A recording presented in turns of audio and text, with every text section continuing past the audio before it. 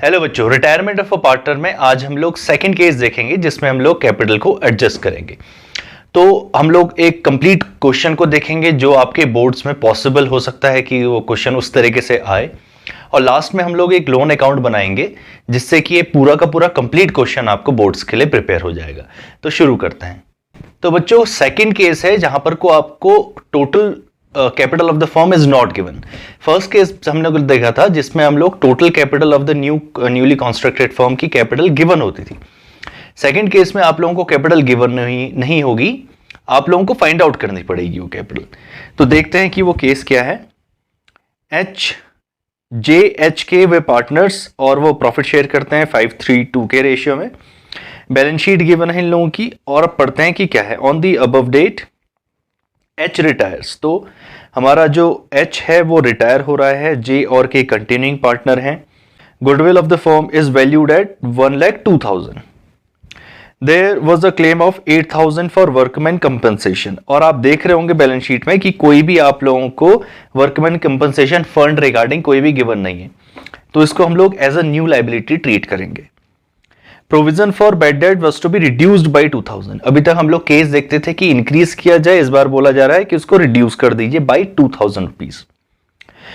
H will be paid 14,000 is in cash. जो retiring partner है उसको इमीडिएट हम लोग 14,000 कैश पेमेंट कर रहे हैं, और जो बचा हुआ अमाउंट है उसको वो लोग बोल रहे हैं कि 4 इक्वल इंस्टॉलमेंट्स में उसको बांट दिया जाएगा, और with the interest of 10% per annum उसको पे करते रहेंगे हम लोग 4 साल तक। The new profit sharing ratio of J and K is 3:2. New ratio given है। Their capital will be in their profit sharing ratio। जो नया profit sharing ratio होगा उसी के बेसिस पे उनकी कैपिटल को निकाला जाएगा। The capital adjustment will be done by opening current account। तो current account ओपन करने के लिए बोल रहा है हमसे, ठीक है। रिवैल्यूएशन अकाउंट बनाने के लिए बोल रहा है, पार्टनर्स के capital account, balance sheet of the newly constructed firm बोल रहा है बनाने के लिए। हम लोग इसमें एक चीज और ऐड कर देते हैं कि यहां पर को loan account of retiring partner भी बनाना पड़ेगा आपको। तो अब ये हमारा पूरा का पूरा एक क्वेश्चन लेंथी क्वेश्चन की तरह दिख रहा है, तो उसको करना शुरू करते हैं। तो बच्चों, आप लोग भी फॉर्मेट बना लीजिए, हम लोग क्वेश्चन करना शुरू करते हैं। तो पहला जो एडजस्टमेंट है वो हमारा गुडविल के रिगार्डिंग है, तो रिवैल्यूएशन में इसका कुछ मतलब नहीं है। अब देखते हैं जो सेकंड एडजस्टमेंट है। There was a claim of 8,000 for workman compensation. Workman compensation के लिए 8,000 का क्लेम आ रहा है, लेकिन वी हैव नो फंड्स, हमारे पास कोई भी रिजर्व्स है नहीं, तो इसको हम लोग ट्रीट करेंगे एज अ न्यू लाइबिलिटी। तो लाइबिलिटी रेज हो रही है, तो हम लोग इसको यहां पर को जाके लिखेंगे टू वर्कमैन कंपनसेशन लाइबिलिटी, ठीक है। और इसका अकाउंट बनाएंगे, और लाइबिलिटी हमारी 8,000 रुपीज से बढ़ रही है, ठीक है। और सिमिलरली हम लोग बैलेंस शीट में जाके इसको जल्दी से रिकॉर्ड कर लेते हैं, और यहां पर को मैं इसको लिख लेता हूं वर्कमैन कंपनसेशन लाइबिलिटी, ठीक है। लाइबिलिटी हमारे कितने है, 8,000 रुपीज की लाइबिलिटी हमारी इनकर हो गई, ये न्यू लाइबिलिटी हम लोगों ने देख ली। Now provision for bad debts was to be reduced by 2,000। तो हमको रिड्यूस करने हैं, प्रीवियसली है 6,000 के।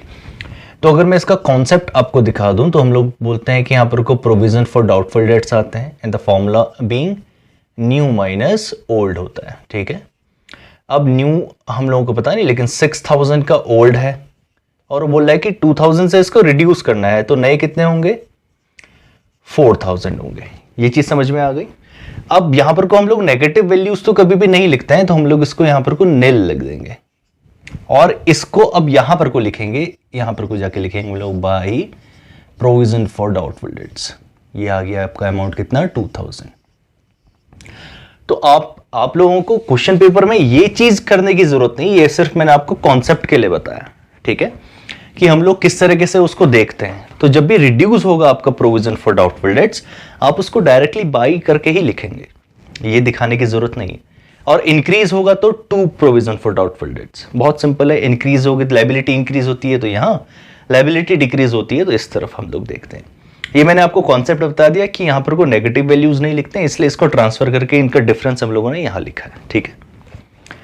अब जो है हमारा प्रोविजन तो हम लोगों ने देख लिया, और बाकी हमारा इसमें तो कुछ भी नहीं है, तो हम लोग इसको क्लोज कर देते हैं। तो 8,000 की वैल्यू हमारे पास इधर आ गई, इधर भी 8,000 की वैल्यू आ गई, और जो 6000 है उसका हमको लॉस देखने को मिल रहा है, ठीक है। तो हम लोग लिखेंगे बाई लॉस ट्रांसफर टू, ठीक है। तो इनकी कैपिटल में चले जाएगा, जे है हमारा पार्टनर, एच एंड के, जे एच एंड के, और उनका प्रॉफिट शेयरिंग रेशियो है 5:3:2, ठीक है, 5:3:2। तो कितना आता है इसका, 10 कॉमन वैल्यू आती है। तो 10 से इसको देखेंगे तो 600 हो जाएगा हमारा, ठीक है। तो 6 5 30, तो ये आएगा 3000, और ये आ जाएगा हमारा 6 1800, और ये हो जाएगा 1200, ठीक है। इनकी कैपिटल अकाउंट में ये हम लोगों ने लॉस को ट्रांसफर कर दिया। चलो अब रिवैल्यूएशन हम लोगों ने बना दिया, तो अब इसको क्लोज करके हम लोग पार्टनर्स के कैपिटल अकाउंट बनाते हैं। यहाँ पर को पार्टनर्स कैपिटल अकाउंट बनाना शुरू करते हैं। तो पार्टनर्स के नाम लिखते हैं हम लोग, ये है जे, ये है एच, एच में स्टार बना लेते हैं क्योंकि ये रिटायरिंग पार्टनर है। इस तरफ भी जे, एच और के। स्टार्टिंग विद द बैलेंस, तो हम लोग लिखेंगे बाई बैलेंस ब्रॉट डाउन, ठीक है। बैलेंस ब्रॉट डाउन है इन लोगों का 1,80,000 एंड 40। तो 1,00,000 for J, 80,000 for H and 40,000 for के, ठीक है। ये हम लोगों ने लिख दिया। इसके बाद हम लोग ने जो अभी लॉस निकाला है उसको लिख लेते हैं। तो हम लोग लिखेंगे टू रीवैल्यूएशन अकाउंट, और ब्रैकेट में लिख सकते हैं लॉस, लॉस लिखा। और जे की कैपिटल रिड्यूस होगी 3000 से, इसकी होगी 1800 से, और इसकी होगी 1200 से, ठीक है। लॉस भी हम लोगों ने सेटल कर दिया। इसके बाद अब आ जाते हैं पहले एडजस्टमेंट में, जो गिवन है goodwill of the firm was valued at 1,02,000, ठीक है।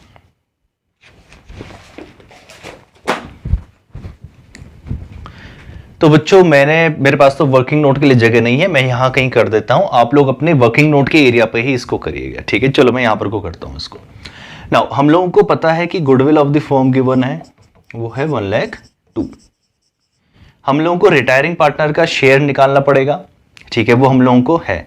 तो हम लोग बोलेंगे H share in goodwill equals to, कैसे निकालेंगे, 1,02,000 को मल्टीप्लाई कर देंगे उसके शेयर से। तो हम लोग बोलेंगे 3/10 उसका रिटायरिंग पार्टनर का शेयर है। अब देखते हैं कि इसकी वैल्यू कितनी आ रही है। इसको 3 से करेंगे तो हमारा कितना आ जाएगा, 006, ठीक है। तो बच्चों ये आ रहा है रिटायरिंग पार्टनर का शेयर 30,600। अब इस 30,600 को ना हम लोगों को डिस्ट्रीब्यूट करना पड़ेगा कंटिन्यूइंग पार्टनर पर, ठीक है, क्योंकि उनके गेनिंग पोर्शन से ही गेनिंग रेशियो निकाल के हम लोग उसको डिस्ट्रीब्यूट करेंगे। Now comes to the part of gaining, finding the gaining ratio.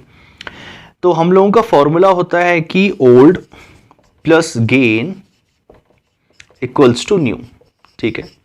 Now we have old, we have new, तो हम लोग गेन को यहीं पर को रहने देते हैं और फॉर्मूला बना लेते हैं, gain equals to new minus old. तो ये हमारा फॉर्मूला बना। नाउ इस फॉर्मूले के बेसिस पे हम लोग जे का और के की जो हमारा गेनिंग शेयर है उसको निकाल लेते हैं। तो न्यू है हमारे पास 3:2, इसका मतलब 3/5, 3:2 उनका नया प्रॉफिट शेयरिंग रेशियो है।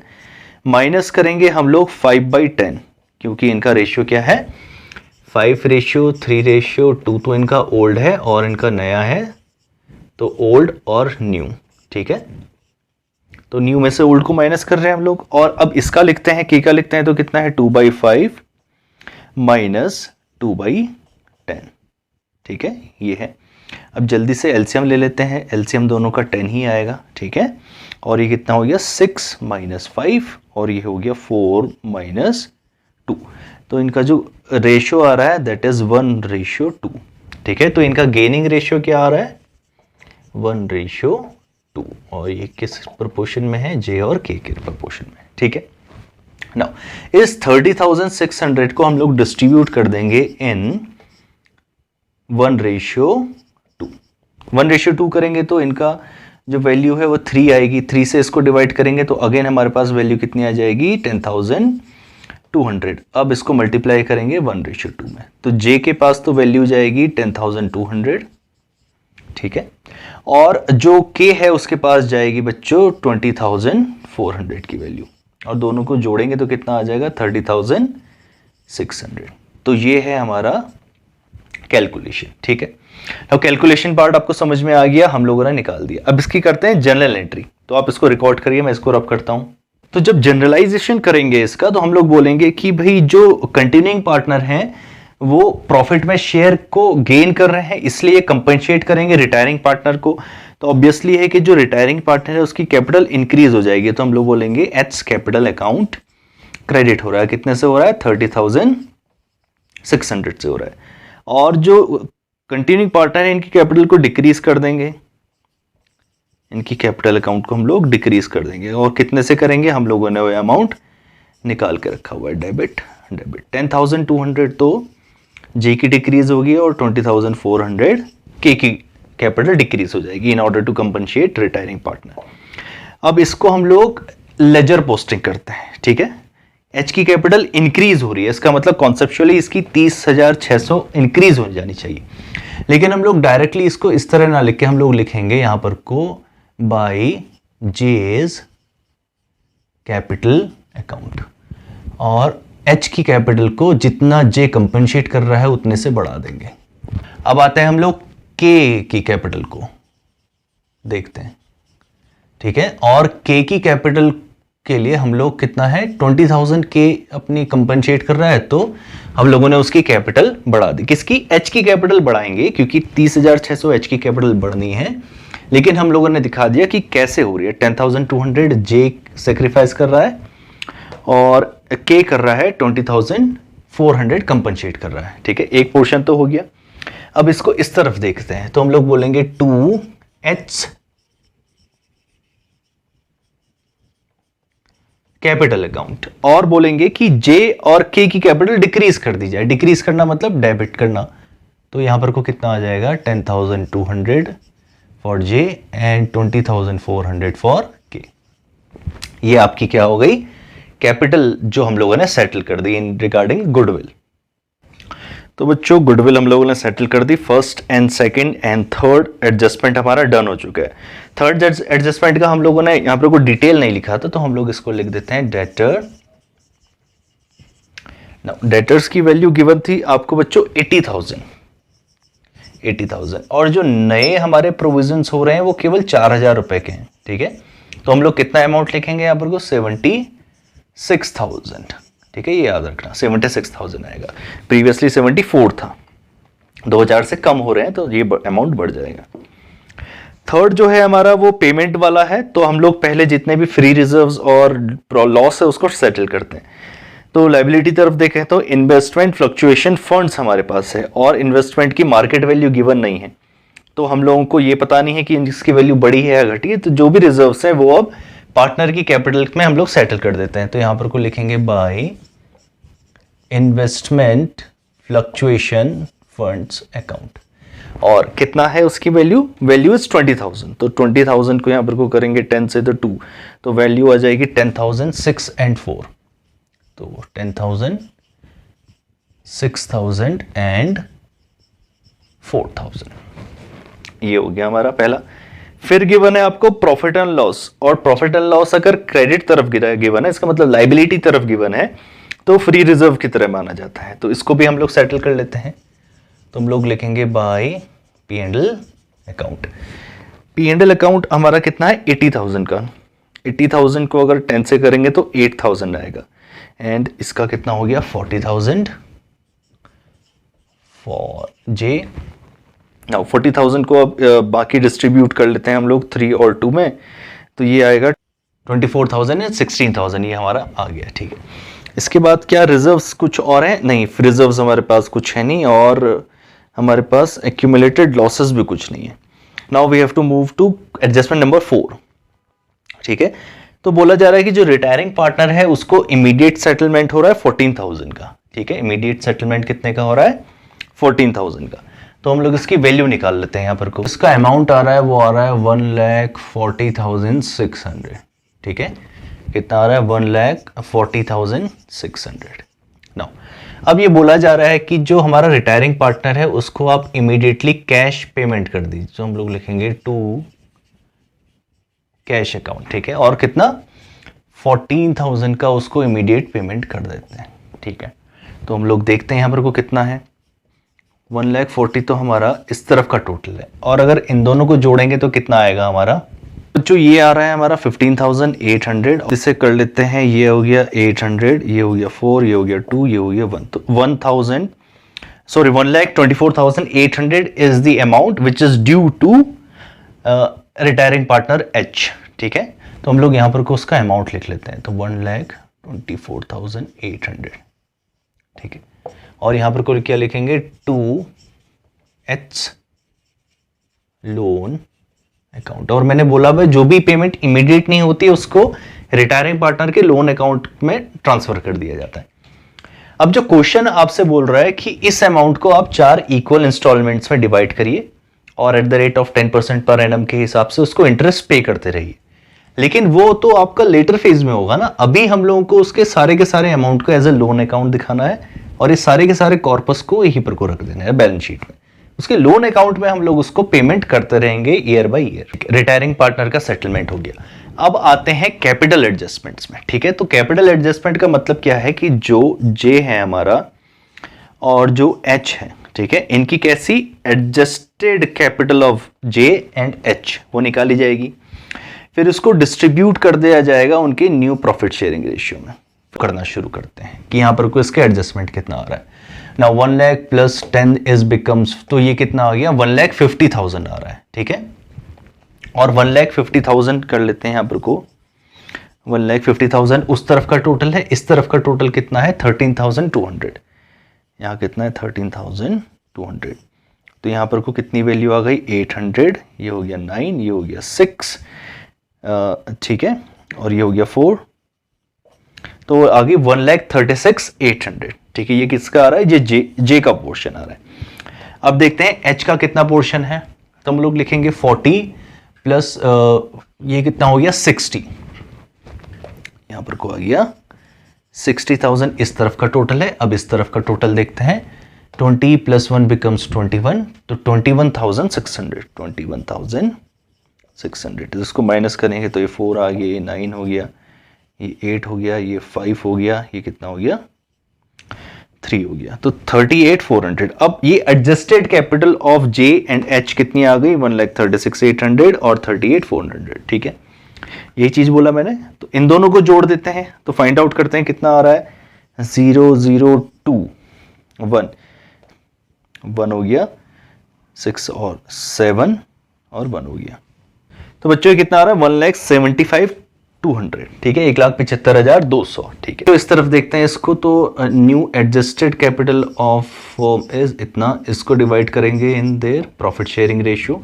तो मैं इसको करना शुरू करता हूँ, इसको 5 से डिवाइड करेंगे तो कितना आ जाएगा 5 3 जा 15, ठीक है, और 2 बच गया तो ये कितना हो गया 5 आया, ये 0 आ गया और ये 40 आ गया, तो 35,040। अब इसको मल्टीप्लाई करेंगे 3 से, फिर करेंगे 2 से, तो हम लोग जे का निकाल लेते हैं और एच का निकाल लेते हैं। इसको पहले इससे मल्टीप्लाई करेंगे तो जे की कैपिटल आ जाएगी, और इसको इससे मल्टीप्लाई करेंगे तो हमारी के की कैपिटल आएगी, सॉरी ये क्या है के की कैपिटल आएगी।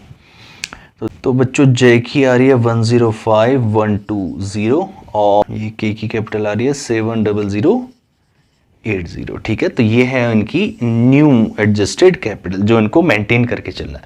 तो अब इसको यहां पर कोई अमाउंट लिख लेते हैं, वो कितना आ गया 105,120, ठीक है, और एक इसकी आ रही है 700,80।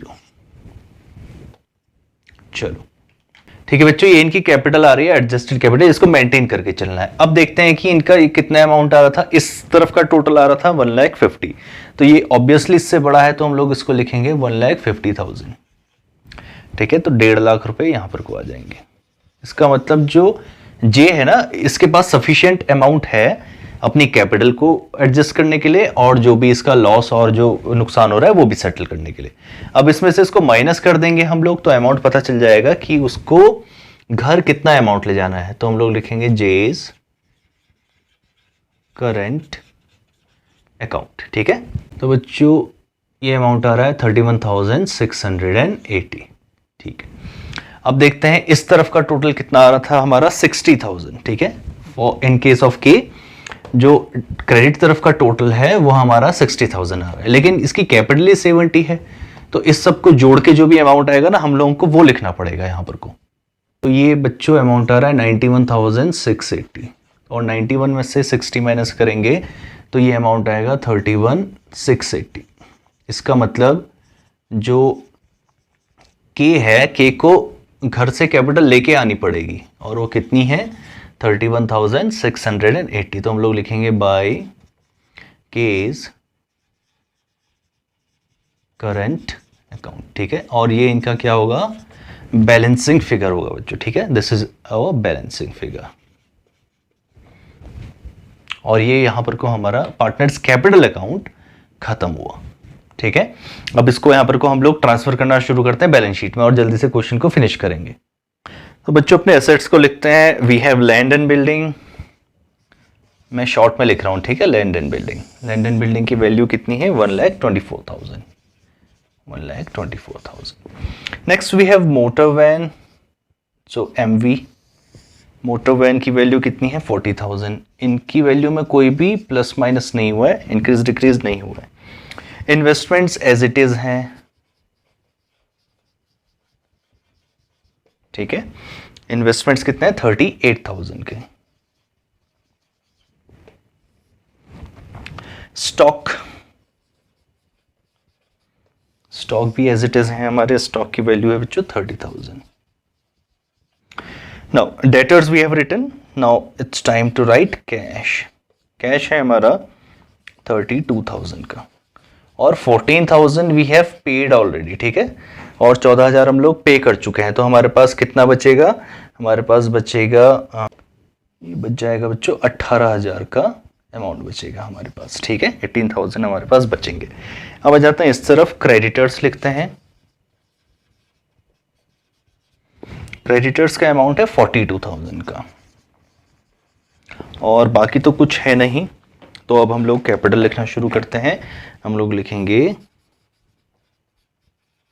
Capital accounts. ठीक है, पहले जे का लिखते हैं फिर के का लिखते हैं, तो 105,120 जे का है, और के का है 70,080 रुपीज़। ठीक है, इन दोनों को जोड़ देंगे अगर हम, तो हमारे पास कितना आ जाएगा 75,200। ठीक है, ये तो हो गई कैपिटल। अब यहाँ पर को ट्रांसफर करना शुरू करते हैं। पहले लोन अकाउंट को करते हैं, तो हम लोग लिखेंगे एच लोन अकाउंट। ठीक है, लोन अकाउंट कितना है उसका 1,24,800 रुपीज़ का। ठीक है, ये हम लोगों ने लिख दिया। इसके बाद जो करंट अकाउंट है ना वो एज इट इज यहाँ पर को ट्रांसफर हो जाएगा, तो हम लोग लिखेंगे जेज करंट अकाउंट, और करंट अकाउंट कितना है उसका 31,680 का। ठीक है, अब देखिए एक करंट अकाउंट के का बचा हुआ है, तो के का current account as it is यहां पर को उतार दिया जाएगा। वो होगा ऐसे लिखेंगे केज करंट अकाउंट, और वो भी कितना है 31,680 का। ठीक है, so we have written each and everything. Now it's time to tally the balance sheet. Balance sheet को टैली करते हैं, देखते हैं टैली अमाउंट कितना आ रहा है। तो बच्चों टैली अमाउंट आ रहा है 3,81,680। कितना आ रहा है 3,81,680। This is our tally amount. तो बैलेंस शीट तो टैली हो चुकी है, जो भी क्वेश्चन की रिक्वायरमेंट थी हम लोगों ने फुलफिल कर दी है। ठीक है, ये क्वेश्चन की रिक्वायरमेंट थी prepare revaluation account, partners capital account, balance sheet of the new firm. लेकिन मैंने बोला था कि एक चीज और एडजस्ट करेंगे हम लोग, that is preparing the loan account of the retiring partner, क्योंकि यहां पर को लिखा हुआ है कि 4 इक्वल इंस्टॉलमेंट में पे करना है और 10% पर एनम। ठीक है, हम लोगों ने एक प्रीवियस केस किया था, लेकिन आज मैं आपको पूरा का पूरा क्वेश्चन बना के दिखा देता हूं, तो आपको कंफ्यूजन ना हो कि इसको कैसे करते हैं। हाँ, तो बच्चों हम लोग देखते हैं कि वो जो पार्टनर रिटायर हो रहा था वो 31 मार्च 2015 को हो रहा था। तो अब हम शुरू करते हैं इन लोगों को ट्रांसफर करना। तो 2016 1 अप्रैल पे हम लोग आ जाते हैं। ठीक है, यहाँ पर को इसका हम लोग क्या लिखेंगे बाई एच कैपिटल, जो भी उसका अनसेटल्ड अमाउंट होगा उसको एज ए कैपिटल अमाउंट हम लोग लिख देंगे, और वो कितना है 1,24,800। ठीक है, अब इसको जो अमाउंट पेबल होगा वो कब होगा 2017 को होगा। ठीक है, वो कब होगा 31 मार्च को होगा। हम लोग लिखेंगे बाय इंटरेस्ट। इसको इंटरेस्ट ड्यू हो चुका है एट द रेट ऑफ 10% है। ठीक है, तो यहां पर को कितना आ जाएगा 1,24,800 को हम लोग 10% देख लेंगे तो कितना आता है 1,24,800। 1,24,800 रुपये हमारा इंटरेस्ट बनता है उस पर। तो अब इसका जो अमाउंट होगा विच इज़ पेबल हम लोग इसको पे करेंगे। तो पहले यहाँ पर को देखते हैं ये कितना आ रहा है, तो 7 हो गया और ये 3 हो गया, ये हो गया 1, तो 1,37,280।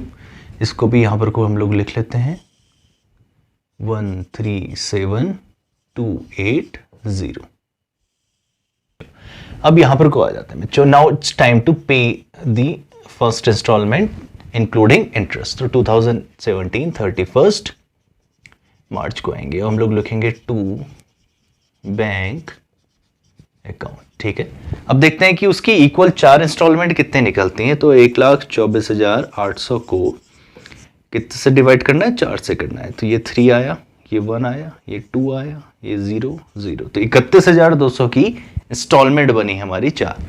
तो सबसे पहले इंस्टॉलमेंट अमाउंट को लिखते हैं प्लस द इंटरेस्ट अमाउंट को लिखते हैं, वो कितना है 1,24,800।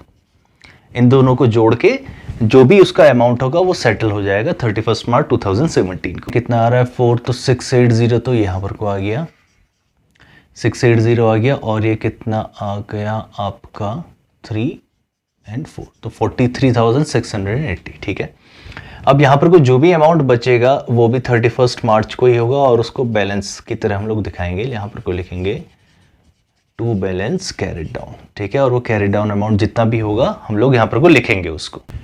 तो ये आ रहा है हमारा 93,600, ये बैलेंस अमाउंट है हमारा।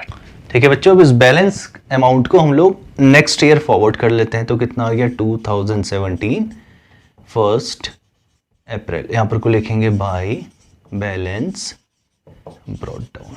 कितना है 93,600। ठीक है, अब 2018 को उसका इंटरेस्ट ड्यू हो जाएगा 31 मार्च को, एक साल बीतने के बाद। तो यहाँ पर को लिखेंगे बाय इंटरेस्ट, और कितना है उसका इंटरेस्ट, तो 93,600 को उसका 10% हम लोग अमाउंट निकालेंगे। तो वो कितना आता है 9,360। ठीक है, और इसको हम लोग जोड़ देंगे 609 and 2 and 1, तो 1,20,960। इस अमाउंट को यहाँ लिख देते हैं, दैट इज 1,02,960। ठीक है, इतना लिखा। अब यहाँ पर को आ जाएंगे हम लोग कहाँ पर को 2018 31 मार्च। अब उसका अमाउंट हम लोग पे करेंगे कहाँ से, बैंक से कर लेते हैं, बैंक अकाउंट। इंस्टॉलमेंट की अमाउंट है 31,200 प्लस द इंटरेस्ट जो है 9360 का।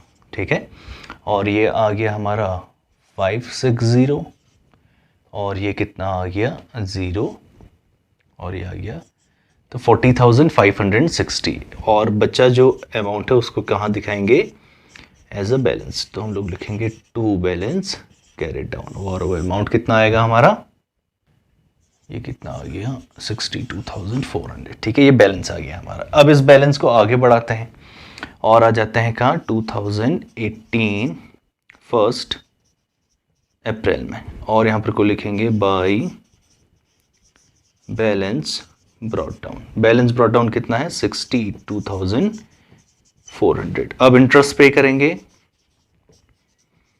इंटरेस्ट कितना आ गया 62400 multiply by 10 divided by 100, so the interest will be due is 6240। ठीक है, और ये अमाउंट कितना आता है 68,640। तो यहाँ पर को इस तरह हम लोग लिख लेते हैं इसको 68,640। और ये कब हो रहा है 2019 19 में 31 मार्च को हुआ था। ठीक है, अब यहाँ पर को कितना आ जाएगा 2019 31 मार्च। अमाउंट पे करेंगे टू बैंक अकाउंट 31,200 की तो हमारी इंस्टॉलमेंट है, प्लस वी आर पेइंग 6,240। ठीक है, तो यहाँ पर को कितना आ जाएगा 440 और ये आ जाएगा 440.7। और लास्ट देखते हैं कि 31 मार्च को हमारा बैलेंस कितना बचा हुआ है, तो यहाँ पर को लिखेंगे बैलेंस कैरी डाउन कितना है। अब यहाँ पर को देखिए अमाउंट कितना है, exactly equal to our instalment amount 31,200 which is paid in the last instalment. कितनी है उसकी 2019 को हम लोग ओपन करेंगे 1 अप्रैल को, और यहाँ पर को लिखेंगे by balance brought down. Balance brought down कितना है 31,200। इसमें इंटरेस्ट हम लोग ड्यू कर लेते हैं 2020 को 31 मार्च को हम लोग लिखेंगे बाय इंटरेस्ट। ठीक है, तो इंटरेस्ट कितना आएगा 31,200 का 10% मल्टीप्लाई बाय 10 डिवाइडेड बाय 100। ये आ गया बच्चों हमारा 3120। ठीक है, और जो अमाउंट होगा वो कितना होगा 34,320। यहाँ पर को लिख लेंगे 34,320। ठीक है, और यहाँ पर को अपना आ जाएंगे 2020 में 31 मार्च को, और यहाँ पर को लिखेंगे टू बैंक अकाउंट 31,200 तो हमारी लास्ट इंस्टॉलमेंट है, plus 3120 we are paying the interest. तो दोनों को जोड़ के देखते हैं, इतना ही आना चाहिए हमारा।